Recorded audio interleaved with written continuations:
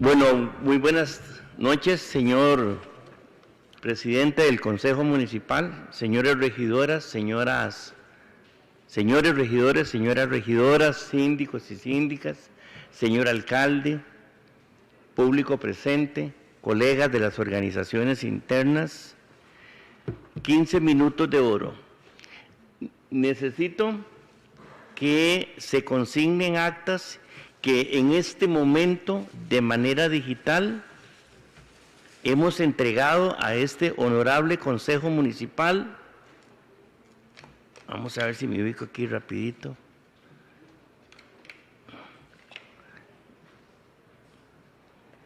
Un texto emitido por la Corte Interamericana de Derechos Humanos, la Corte IDH, con sede en Costa Rica, que es la opinión consultiva OC 2721 de mayo del 2021, acerca de la libertad sindical, la negociación colectiva y el derecho de huelga y su relación con otros derechos con perspectiva de género. Quiero recordarle a este honorable Consejo que formamos parte del Sistema Interamericano de Derechos Humanos y que por el prestigio del país en materia de derechos humanos tenemos la sede de la Corte Interamericana de Derechos Humanos y que por tal razón, por ser un país respetuoso de los derechos humanos, nos hemos comprometido a respetar las opiniones y las resoluciones de la Corte Interamericana de Derechos Humanos. Son ineludibles, nos vinculan obligatoriamente. Por tanto, aquí existe una convención colectiva de trabajo que ahora tiene una potencia jurídica mayor con base en la opinión consultiva de la Corte Interamericana de Derechos Humanos. Quiero decirles que todo este tema de la doctrina de los derechos humanos es la base por la cual tenemos en trámite una acción de inconstitucionalidad en la Sala Cuarta contra prácticamente todo el articulado de la Ley Marco de Empleo Público. Y quiero decirles que tenemos fuerte controversia porque el tema del salario global fue admitido para su inspección constitucional. Y de acuerdo a la ley de la jurisdicción constitucional, el gobierno de la República, a través de Mideplan, nunca debió haber echado a andar esa maquinaria del salario global hasta que la Sala Constitucional resolviera en definitiva. Es peligroso lo que está ocurriendo en nuestro país en este momento, cuando desde el Poder Ejecutivo de la República se desafía la institucionalidad que nos tiene todavía conviviendo en democracia. Yo creo que si este honorable Consejo rechaza la imposición de Mideplan, no solo sella la autonomía constitucional del régimen municipal flagrantemente violada por esa ley y que también lo tenemos cuestionado en Sala Cuarta, sino que le permite a este municipio tener su propia política salarial, tener su propio acuerdo de convivencia obrero-patronal, tener su propia política de estímulos, de evaluación del desempeño y de promoción laboral sin necesidad de la mano del gobierno central. Quiero decirle a este honorable Consejo también que conste en actas el voto constitucional 2021-017-098. Trate de armarme este celular para arriba, no es. el voto constitucional 2021-017-098 y el voto constitucional 2018-019-511. Estos dos votos de la Sala Constitucional se conocieron durante el trámite de la Ley Marco de Empleo Público, cuando los diputados de entonces consultaron a la Sala acerca de posibles derivaciones de inconstitucionalidad en esta ley. Y la Sala le advierte a los diputados que tramitaron esta ley frases como la siguiente, comillas: si bien la jurisprudencia constitucional ha reconocido que el derecho a la negociación colectiva está sujeta a los controles de constitucionalidad y legalidad, a los principios de razonabilidad y proporcionalidad y buen uso de los fondos públicos, dichos controles no pueden llevar a variar de contenido el derecho humano fundamental de la negociación colectiva. A Benjamín. El WhatsApp de Benjamín. Y además establece que se admite la posibilidad de reconocer incentivos, de reconocer pluses salariales en el tanto estos se apeguen a principios de razonabilidad, proporcionalidad y legalidad. Lo que les quiero decir a ustedes es que la perversa Ley Marco de Empleo Público persigue únicamente un objetivo fiscal. Y si en esta honorable municipalidad, si en todas las municipalidades del país se consolida la Ley Marco de Empleo Público, damas y caballeros, el paso siguiente del gobierno central es aplicarles la regla fiscal. Ya tuvieron una intentona de someter los municipios al control fiscal presupuestario del Ministerio de Hacienda en el gobierno anterior y fracasó porque hubo movilización de alcaldes. Ahora se abre otra vez la puerta al gobierno central con esta perversa ley. Y yo quiero también decirles a ustedes qué significa que seamos Estado parte del Sistema Interamericano de Derechos Humanos, que tengamos la sede de la Corte Interamericana de Derechos Humanos en nuestro país y que estemos obligados, este honorable Consejo está obligado a respetar las ordenanzas de la opinión consultiva de la Corte Interamericana de Derechos Humanos sobre libertad sindical, negociación colectiva y derecho de huelga. Y Costa Rica, nuestro querido país, prestigio ante el mundo en derechos humanos, juró mediante la Ley de la República 7615, donde ratificó la Convención de Viena sobre el derecho de los tratados, el artículo 26, que se refiere al principio, comillas, pacta sunt servanda. Todo tratado en vigor obliga a las partes y debe ser cumplido por ellas de buena fe. Otro principio que está en juego aquí, que se está debatiendo en la Sala Constitucional en este momento, a propósito de la autonomía municipal y a propósito de los derechos laborales, económicos y sociales adquiridos por el personal del empleo público de Costa Rica, que ahora quieren dejarlo completamente en la calle. El principio de Stoppel. Oigan esta obligación importante. Un Estado parte no podrá invocar las disposiciones de su derecho interno como justificación del incumplimiento de un tratado. La Convención Colectiva de la Municipalidad de Cartago está protegida por los tratados internacionales de derechos humanos que Costa Rica ha ratificado y se ha comprometido a observar por medio de el principio pacta sunt servanda y el principio de Stoppel. Fue así como nos dieron el honor de tener en nuestro país la sede de la Corte Interamericana de Derechos Humanos.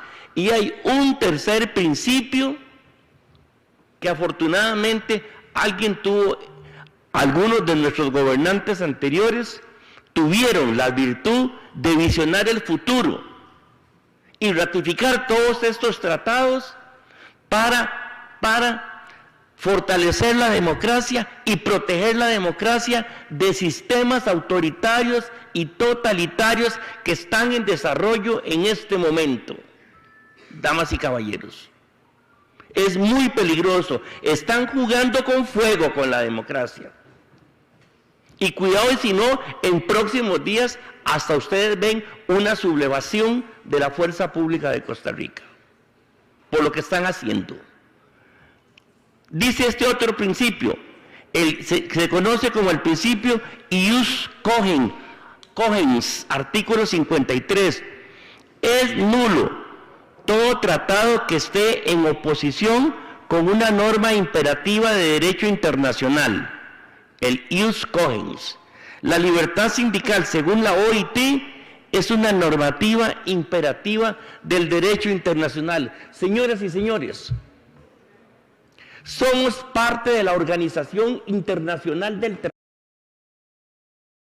Trabajo, la OIT, con sede en Ginebra, Suiza. Y hemos suscrito el convenio de libertad sindical. Y la libertad sindical incluye la negociación colectiva. El gobierno de la República ha mentido perversamente. Mideplan no está diciendo toda la verdad de lo que está en juego aquí en esta ley marco de empleo público, que para nosotros, así como está, nos retrocede en el tiempo previo a la emisión del Código de Trabajo, que acaba de cumplir 80 años. Y este es el debate que hay que dar en este momento, y seguramente será imposible evitarlo que se dé en las calles este debate. No puede ser posible que una ley endeble pisotee una trayectoria de un país respetuoso como de derechos humanos como es el nuestro.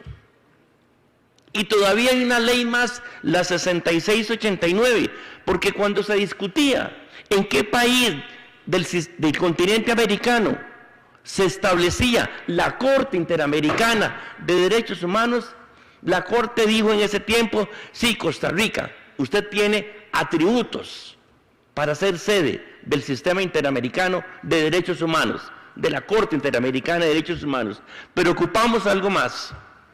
Y se emitió la Ley de la República 6689, por medio de la cual asumimos, Dios santo, asumimos el principio de vinculatoriedad. Lo que dijera la Corte en opinión consultiva o en litigio era vinculatorio para el país. Y acaban de pasar dos experiencias.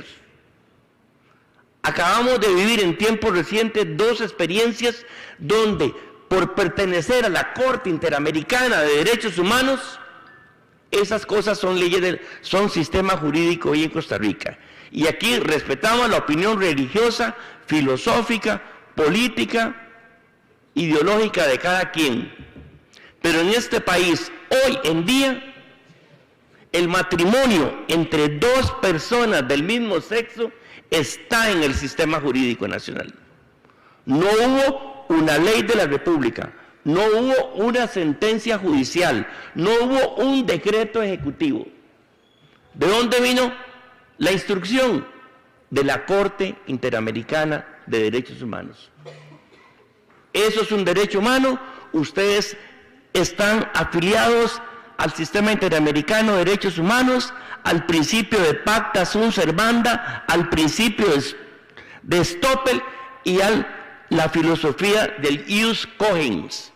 Y además me firmaron una ley, la ley 6689 de vinculatoriedad. Cierro con esto porque ya se me acaba el tiempo. Y el otro proceso que se dio en el país sin ley de la Asamblea Legislativa, sin decreto ejecutivo, sin sentencia del Poder Judicial, fue la fertilización in vitro.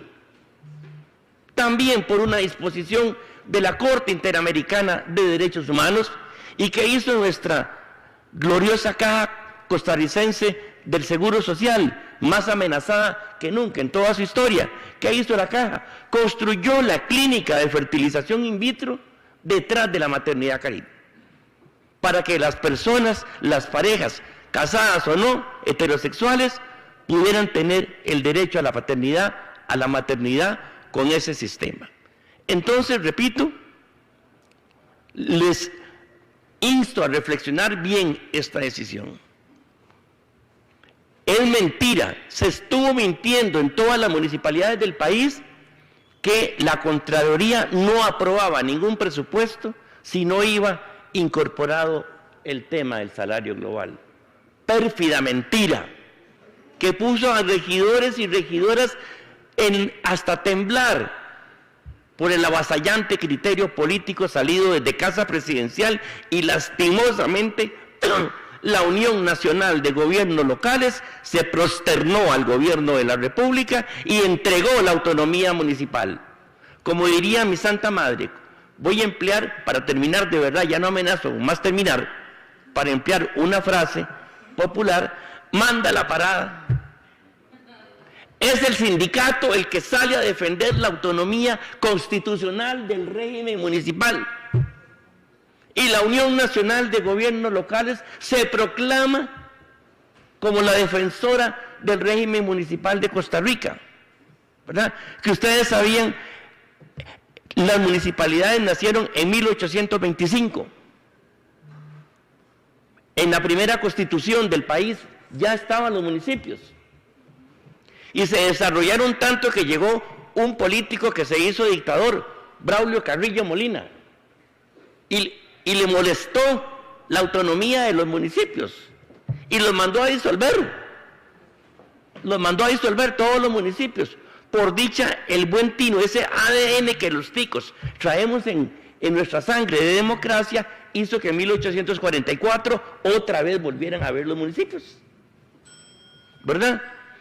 Es muy grave lo que ustedes están haciendo. Deberían consultar a expertos en derechos humanos, porque, repito, no es cierto que el sistema jurídico tico termine en la Constitución política. El sistema jurídico tico sigue en el Sistema Interamericano de Derechos Humanos, y peor aún, mejor aún, en el Sistema Universal de Derechos Humanos de las Naciones Unidas.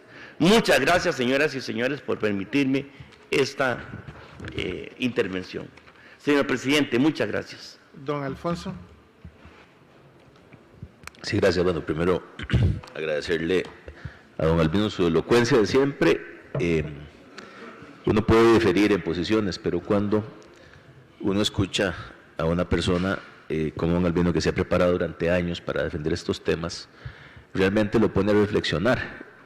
Yo siempre he estado en el sector privado, nunca he sido sindicalista. Sin embargo, lo que plantea don Albino me llama a una profunda reflexión. Yo creo que efectivamente, por acá estoy, don Albino, efectivamente hay situaciones que deben revisarse. Yo creo que el país está tomando un camino peligrosísimo.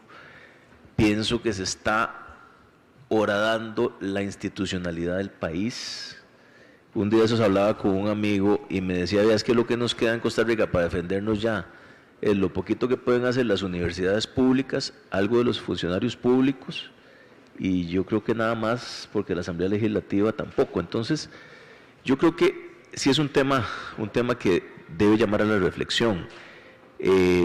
Sin entrar en materia y en detalle, pues yo no soy experto en ese tema, yo sí creo que hay alguna legislación que se ha aprobado acá y que se sigue aprobando, que tiene una finalidad muy fiscalista. Pareciera que el objetivo del Estado es tener un superávit, pero dejar botadas a las escuelas, a los ministerios, etcétera. Yo no sé qué está pasando en este país con la seguridad.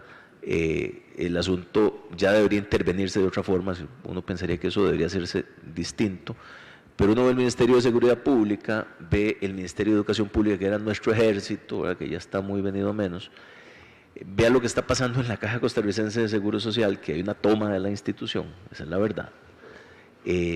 Entonces empieza a generarse una enorme preocupación. Yo creo que las personas que participamos en estos órganos políticos tenemos una responsabilidad enorme, y yo sí considero que más allá de temas de conveniencia presupuestaria, yo creo que hay que entender cuál es el modelo de desarrollo que queremos tener y que se ha sustentado en esta institucionalidad tan fuerte, que es la que ha sostenido cosas, ¿verdad? Si no fuera por eso, por ahí, ¿verdad?, algún misifus se habría ya sobrepasado sin ninguna duda. Entonces, más allá del tema de fondo, que me parece que es un tema también técnico-jurídico, que van a tener que valorar los abogados especialistas, como dice don Albino, y que de pronto el sector sindical, el sector de los trabajadores pueda hacer un aporte técnico sustancial, hay una responsabilidad, don Mario, de parte nuestra, también como contraparte, de hacer esas valoraciones, porque efectivamente en juego hay un montón de cosas. Entonces, yo coincido con el llamado a la reflexión, coincido en que hay que valorar detenidamente lo que se va a hacer y lo que se tenga que hacer y lo que se vaya a resolver.